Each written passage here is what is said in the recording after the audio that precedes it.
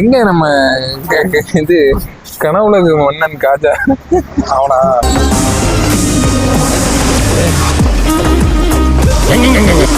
வீட்டுல போன் பண்ணான். போன் பண்ணிட்டு வரேன், இது எங்க வர கோயம்பேடுல இருந்து பிக்கப் பண்ண வண்டி கேட்டான். என்ன இப்ப இதெல்லாம் கேட்க மாட்டியா? கேட்கணும், ஏன் இப்படி பேசிட்டு இருக்கேன்னு நானே அங்க ஏதாவது போயிட்டு தான் இருக்கு. கண்டக்ட் வச்சு பேசுறா பரவாயில்ல, இதுவே இல்லாம கண்டக்ட் இல்லாம ரெக்கார்ட் பண்ணிட்டு இருக்கேன். அதுதான்டா கண்டக்ட்.